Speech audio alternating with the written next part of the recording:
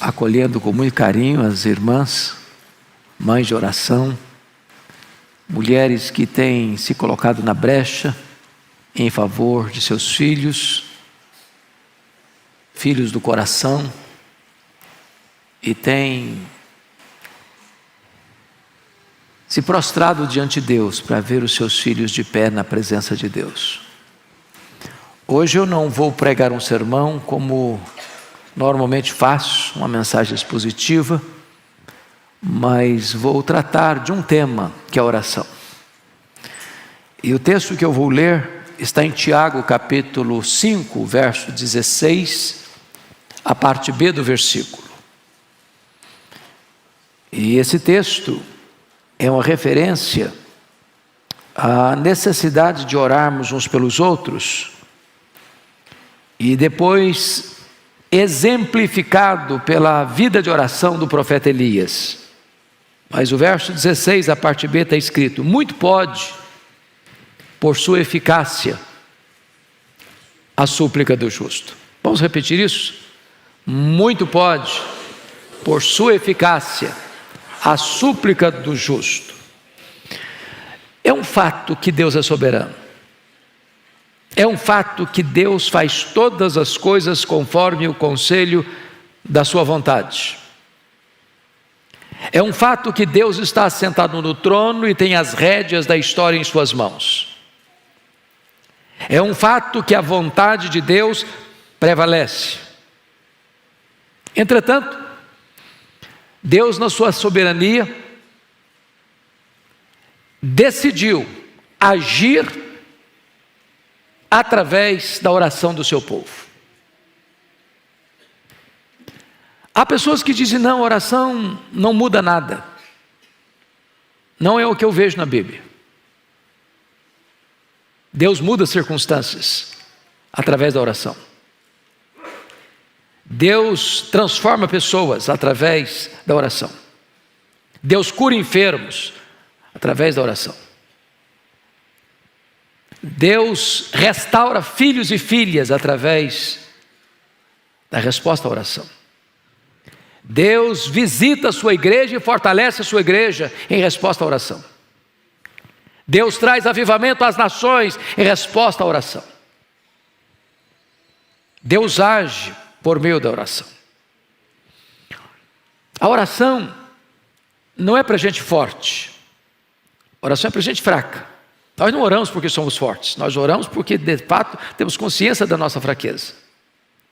Mas a oração é a força mais extraordinária que age na terra, porque a oração une a fraqueza humana à onipotência divina.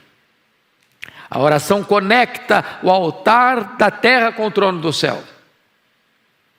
Quando o incenso do altar da oração sobe, retorna do trono para a terra, em termos das intervenções soberanas de Deus na história. É verdadeiro a frase: quando a igreja ora, o céu se move, a terra treme, e coisas extraordinárias acontecem na história. Então eu lhe faço uma pergunta nesta noite: você de fato crê que Deus age por meio da oração? É preciso dizer, não é a oração que é poderosa. Poderoso é o Deus que responde à oração. Mas você crê nisso? Me lembro certa feita que escutava uma palestra, e o palestrante, depois de discursar de forma profunda e até bela sobre muitos pontos da doutrinária cristã, colocou no seu esboço resto, no final do seu esboço, e disse que a oração é resto. Será que os patriarcas pensaram assim? Será que os profetas pensaram assim? Será que os apóstolos pensaram assim? Será que os pais da igreja pensaram assim? Será que os reformadores, os avivalistas, os missionários pensaram assim? E quando eu abro as Escrituras, eu vejo Abraão orando. E Deus livrando o seu sobrinho Ló da condenação de Sodoma e Gomorra em resposta à oração de Abraão. Quando eu abro a Bíblia, eu vejo Isaac orando e Deus curando a sua mulher Rebeca da esterilidade. Quando eu abro a Bíblia, eu vejo Jacó orando com lágrimas, pedindo misericórdia, e Deus mudando a história dele e salvando a vida dele aos 97 anos no Val de Jaboque. Quando eu abro a Bíblia, eu vejo Moisés se colocando na brecha diante de Deus em favor de Israel, porque Deus estava para destruir aquela nação e começar um outro povo, e Moisés se coloca na brecha: meu Deus, perdoa este povo, Senhor, ou então não quero ter meu nome escrito no teu livro. Eu vejo Samuel dizendo para a nação: longe de mim pecar contra o meu Deus, deixando de orar por vós. Quando eu abro a Bíblia, eu vejo Ana, uma mulher estéril, uma mulher que é afligida pela sua rival Penina, que é incompreendida pelo seu pastor, o sacerdote Eli, que é desencorajada pelo seu marido a desistir do seu projeto de ser mãe, mas ela derramando a sua alma diante de Deus, entendendo que Deus, em resposta da oração, pode reverter a sua enfermidade e pode fazer dela uma alegre mãe de filhos. Quando eu abro a Bíblia, eu vejo, meus irmãos, o rei Ezequias em lágrimas, chorando diante de Deus, pedindo uma cura de uma doença incurável e pedindo a libertação de um exército poderoso que entrincheirava Jerusalém. Quando eu abro a Bíblia, eu vejo Elias orando ao Senhor, e em resposta à oração de Elias, os céus se fecham, trazendo juízo sobre Israel. Eu vejo Elias orando e Deus ressuscitando o filho de uma viúva. Eu vejo Elias orando e Deus mandando fogo do céu, provando que só Ele é Deus. Eu vejo Elias orando e as torrentes caindo na terra, restaurando aquela nação. Quando eu abro a Bíblia, eu vejo Eliseu orando, diz: Deus, abra os olhos desse moço para que ele veja. E quando os olhos de Geazi são abertos, ele percebe que maiores são aqueles que estão conosco do que aqueles que estão contra nós. Quando eu olho a Bíblia, eu vejo Jesus orando ali no Jordão e o céu se abrindo. Eu vejo Jesus orando e jejuando no deserto e ele vencendo a Satanás. Eu vejo Jesus orando, chorando e sangrando no Getsêmani, entrando ali angustiado, mas saindo ali revestido de poder para enfrentar a cruz. Quando eu abro a Bíblia, eu vejo Jesus orando na cruz do Calvário, no final, no epílogo da sua vida terrena, Ele está orando. Quando eu olho a Bíblia, eu vejo Jesus assentado no trono como nosso grande sumo sacerdote, vivendo sempre para interceder por nós. Eu olho a Bíblia e eu vejo Paulo orando na prisão, orando dentro de um porão de um navio, orando numa praia, orando num templo, orando na praça, orando na masmorra, orando e orando. Quando eu olho a história da igreja, eu vejo os pais da igreja orando: Policarpo, Irineu, João Crisóstomo, Aurélio Agostinho. Quando eu abro o livro da história, eu vejo os nossos irmãos pré-reformadores orando: John Wycliffe, John Hus, Jerônimo Savonarola. Quando eu abro o livro da história, eu vejo os reformadores orando, eu vejo Lutero orando, eu vejo Calvino orando, eu vejo John Knox orando e clamando e chorando diante de Deus: dá-me a Escócia para Jesus, senão eu morro. Quando eu olho para a história, eu vejo, meus amados, os avivalistas orando. E o avivamento chega em 1739 na Inglaterra, e o avivamento chega em 1745 na Nova Inglaterra, em Massachusetts. Quando eu vejo os avivalistas orando, eu vejo o grande avivamento de 1857 nos Estados Unidos, eu vejo o grande avivamento de 1904 no país de Gales, eu vejo o grande avivamento de 1907 na Coreia do Sul, eu vejo o grande avivamento, meus amados irmãos, na missão Quatsabanta em 1966, quando a igreja ora, o Espírito Santo é derramado sobre o seu povo. Quando eu abro o livro da história, eu vejo os missionários orando: William Carey, Hudson Taylor, eu vejo David Brainerd, Eu vejo Carlos Studd, eu vejo John Hyde orando, e orando, e orando. Quando eu olho para a história, eu vejo que os crentes que impactaram o mundo foram homens e mulheres de oração. E eu gostaria que hoje você pudesse parar, pensar um pouco comigo.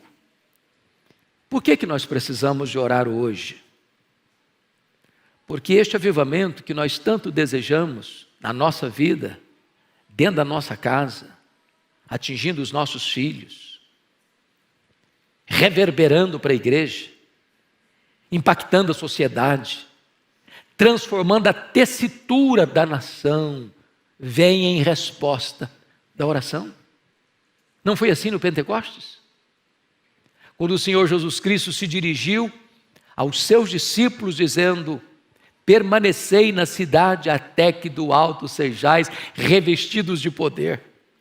E eles entenderam que esse permanecer não era um permanecer calados ou acomodados ou omissos ou acovardados, porque diz a Escritura lá em Atos 1,14 que todos retornaram para o cenáculo e todos perseveraram unânimes em oração e fizeram isso durante 10 dias ininterruptamente, quando de repente, num domingo, às 9 horas da manhã, os céus se fenderam, o Espírito Santo foi derramado, um vento impetuoso entrou naquela casa, línguas como de fogo pousando uma sobre cada um deles, e todos ficaram cheios do Espírito Santo e passaram a falar em outras línguas as grandezas de Deus.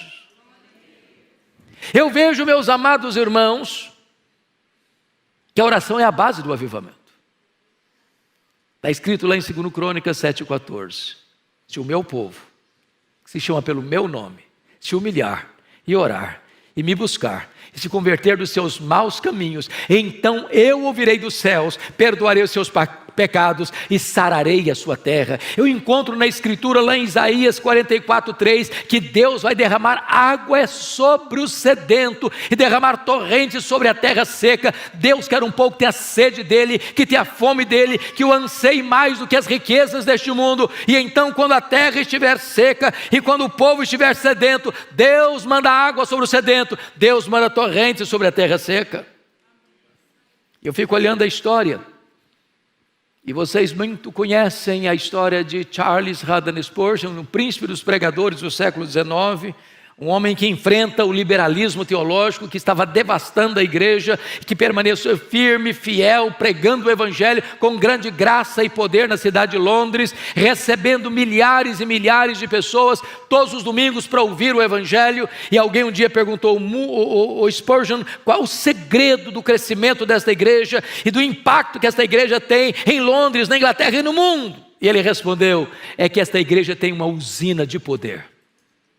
E perguntaram: o que significa isso, uma usina de poder? Ele respondeu: esta igreja tem uma reunião de oração toda segunda-feira, onde centenas, onde milhares de pessoas vêm para buscar a face de Deus. E tem mais, debaixo do púlpito, onde estava o púlpito, havia uma sala, e ali tinham os irmãos que, enquanto ele pregava, os irmãos oravam, e quando ele sentia que precisava mais de poder, ele batia o pé no assoalho, e isso soava lá embaixo, e eles fortaleciam ainda mais o clamor aos céus. E desta maneira ele entendia que não há poder na palavra, a não ser que haja um povo comprometido com oração, porque não há púlpito com poder, com bancos vazios de oração. Amados irmãos, eu olho para a história e vejo o que aconteceu nos Estados Unidos em 1857. Acho que vocês bem sabem da história do colapso financeiro que atingiu a América no ano de 1850. Naquela época, os bancos faliram, as estradas de ferro que transportavam seus produtos por país afora entraram em colapso.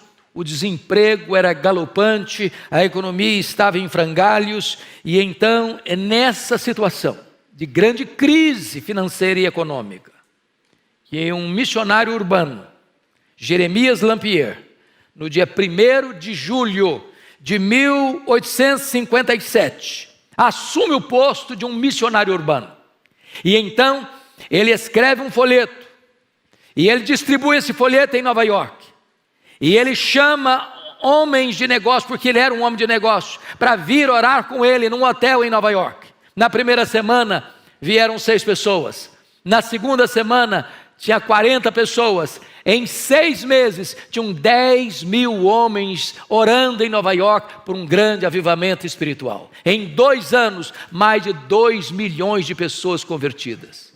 Fruto desse avivamento, um jovem de 26 anos, que estudou no seminário de Princeton, ouvindo Charles Hodge pregar um sermão de missiologia, ele me diz: meu Deus, eu quero ir para o Brasil.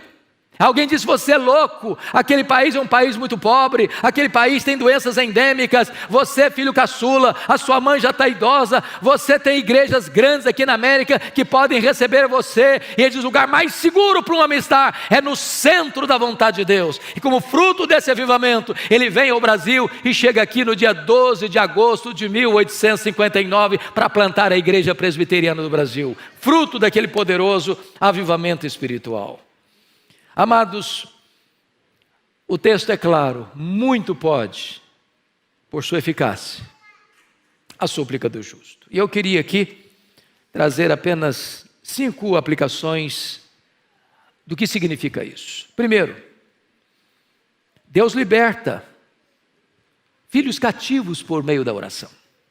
Nós estamos aqui porque mães têm se levantado para colocar diante de Deus os seus filhos. E quantos filhos foram alcançados pela graça? Porque mães estiveram na brecha, sem duvidar, com perseverança, como aquela mãe cananeia, cuja filha estava endemoniada. Aquela moça não tinha condições de ir a Jesus, nem de fazer qualquer pedido a Jesus. Ela vivia totalmente tomada e dominada por forças malignas. A sua mãe, embora gentia, a sua mãe, embora não tivesse tanto conhecimento, mas ela vai a Jesus, e ela clama a Jesus, e ela insiste com Jesus, e ela persevera em buscar a Jesus, e o milagre acontece na sua vida. O Senhor Jesus liberta a sua filha. Eu fico olhando a história, por exemplo, de Mônica, que orou por Agostinho 30 anos. 30 anos, era um homem inculto, ele era um professor de oratória, mas era um homem devasso, e ela orou, e ela chorou, e ela orou, e ela chorou, até que o seu filho se converteu ao Senhor Jesus Cristo. E mais tarde o Ambrósio foi a dizer: um filho de tantas lágrimas não poderia se perder. Deus age e liberta e salva por meio da oração. Eu não sei quantas de vocês ou quantos de vocês já leram o meu livro Mães Intercessoras, que eu tive o privilégio de convidar Dona Eusa Lidório para prefaciar. Dona Eusa Lidório, no prefácio desse livro, narra uma história que o Ronaldo Lidório vivenciou entre os quechuas, no Sendero Luminoso, lá no Peru, quando ele era ainda seminarista. Ele foi para lá para fazer um trabalho missionário. E naquele tempo, o Sendero Luminoso, um grupo terrorista, estava prendendo cristãos, matando cristãos. E todos sabiam que se um Sendero Luminoso entrasse numa igreja e capturasse alguém, era impossível capturar essa pessoa ou resgatar essa pessoa com vida. E o Ronaldo estava pregando, quando entra o Sendero Luminoso, e apanha ele e ao companheiro dele. Colocaram um capuz, jogaram dentro de um carro e saíram às pressas para ser levado para o pelotão do fuzilamento, para o paredão do fuzilamento. E o Ronaldo relata o fato de que houve muita angústia no coração dele. E naquele período em que ele estava sendo levado e sabendo para onde ele estava sendo levado e qual seria o seu destino, ele disse: meu Deus, eu não estou em paz. Então, se o Senhor quer que eu morra, o Senhor me dê paz. Mas se o Senhor me der vida, eu quero consagrar mesmo a minha vida para dedicar toda a minha história para a pregação do Evangelho. Mas curiosamente, naquela noite, a sua mãe, que estava aqui no Brasil, foi despertada, inquietada, angústia na alma, e ela levantou da sua cama e andava de um lado para o outro, diz: meu Deus, eu não sei o que está acontecendo com meu filho, eu não sei o que está ocorrendo com ele, mas eu estou com o coração aflito. Então, Senhor, onde ele estiver, como ele estiver, manda os teus anjos, envia o teu socorro, traz o teu livramento. E o Ronaldo disse que quando ele estava sendo levado, tirado do carro para ir para o paredão, passa um carro com muito barulho e o toma e o enfia dentro do carro e sai correndo com ele. E ele foi liberto de uma maneira extraordinária, porque naquela noite Deus levantou uma mãe aflita, mas intercessora, para colocar-se na brecha em favor do seu filho. Deus responde oração. E levanta filhos, e restaura filhos, e salva filhos, em resposta à oração de sua mãe. Mas, amados, notem vocês que Deus reverte situações humanamente impossíveis em resposta de oração. Quantas pessoas que já escutei isso, na oração não muda nada. A oração só muda você, mas nada vai mudar em Deus. Irmãos amados, o Senhor diz, a Bíblia ensina assim: pedi, dar-se-vos-á, buscai e achareis, batei e abrir-se-vos-á, porque todo o que pede, recebe, todo o que busca, encontra, todo o que bate, abrir-se-lhe-á. Nada tendes, diz a Escritura, porque nada pedis. Então quando você pede, você recebe. Pense comigo na história do rei Ezequias. O próprio Deus tinha mandado o profeta Isaías na casa dele para dar uma ordem, um veredito, um ultimato: põe em ordem a tua casa porque morrerás. E Ezequias ora e chora, e Deus muda o quadro, Deus muda o diagnóstico, Deus muda a sentença, Deus muda o ultimato, e manda de volta o profeta lá dizendo: olha, eu ouvi a tua oração, eu ouvi as tuas lágrimas, e eu te curarei, e eu libertarei Jerusalém do poder da Síria. Olha a história comigo de Pedro, lá em Atos 12, ele está preso, guardado numa prisão de segurança máxima, com 3 escoltas de 4 soldados cada uma. A morte dele já estava lavrada, a sentença dele já estava definida, ele morreria depois da festa, mas em resposta à oração da igreja que se colocou na brecha em favor dele, Deus mandou um anjo e tirou da prisão máxima e libertou Pedro, e aquele que haveria de matá-lo é quem morre. Deus reverte a situação em resposta à oração. Olha comigo a história de Paulo e Silas. Eles estão presos num tronco, no cárcere interior, com os pés amarrados com ferros, com as costas ensanguentadas, numa situação dramática. Mas diz a Escritura que por volta da meia-noite eles cantam e eles oram, e Deus manda um terremoto, e a única coisa que me impressiona é que esse terremoto só quebra as algemas e só abre as portas, mas não traz nenhuma consequência, nenhum desastre, nem nada cai na cabeça deles, nenhuma pessoa soterrada, e apenas os grilhões são partidos. Em resposta à oração, meus irmãos, Deus fecha a boca de leões. Em resposta à oração, Deus apaga a fúria das chamas do fogo. Em resposta à oração, os mortos ressuscitam. Em resposta à oração, os demônios batem em retirada. Em resposta à oração, a igreja avança no poder do Espírito Santo. Louvado seja o Senhor. Quando a igreja ora, Deus age. Deus age. E eu gostaria de encorajar você, mãe, a continuar orando. Não abra mão de seus filhos, não abra mão do seu marido, não abra mão da sua esposa, não abra mão dos seus filhos, não abra mão dos seus netos, não abra mão da sua família, não abra mão de ver Deus fazendo maravilhas, maravilhas. Deus pode tirar as escamas dos olhos, Deus pode tirar o tampão dos ouvidos, Deus pode tirar o coração de pedra e dar um coração de carne, Deus pode responder a oração. Sabe por quê? Porque muito pode pela sua eficácia a súplica do justo. Que Deus nos ajude, que Deus nos abençoe, que Deus nos levante como intercessores nesta noite. Amém.